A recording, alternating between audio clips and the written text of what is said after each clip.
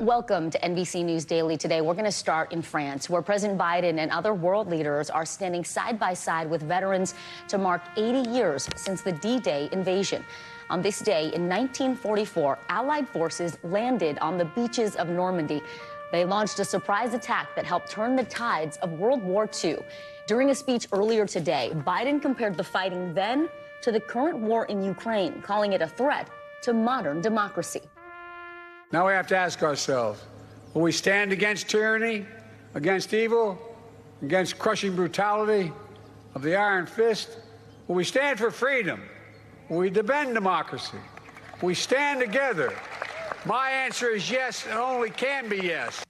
Mr. Biden and the First Lady also walking among the grave in the American cemetery in Normandy. More than 9,000 U.S. troops buried right there.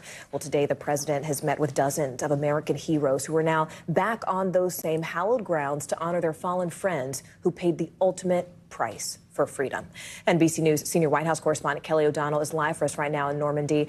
Kelly, first, just talk about the significance of this moment. I mean, walk us through all the ceremonies and the events today, and what else did we hear from the president as he really acknowledged a generation?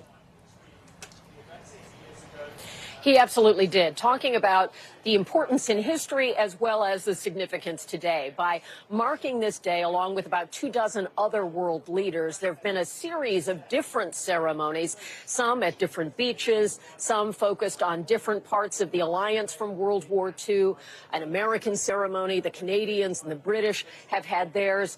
Emmanuel Macron, president of France, has been prominent in all of these. And there have been real moments that have been touching and sweet and personal as well, as leaders have individually met some of the veterans who made the long journey from the United States back here 80 years later. And obviously they were very young men then.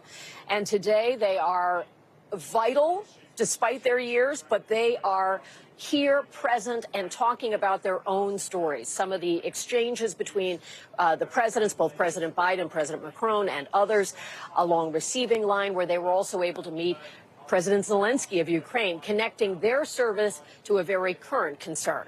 Morgan? Kelly, it's Vicky here. On that point, we know President Biden is also expected to meet with Ukrainian President Volodymyr Zelensky. What else is on the agenda for the rest of this trip?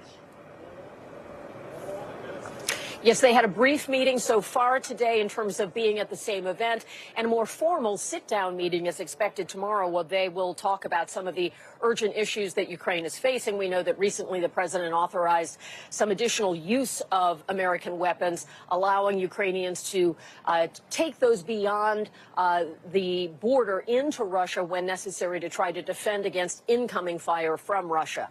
Certainly, President Zelensky would like to have more support, more resources, and President Biden has been really at the center of what has been a European alliance to try to support and protect Ukraine. So that's part of it. And then, of course, there will be a full state visit honoring President Biden and the First Lady here in France as the week continues. Morgan, Vicky?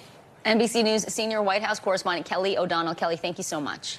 Thanks for watching. Stay updated about breaking news and top stories on the NBC News app or follow us on social media.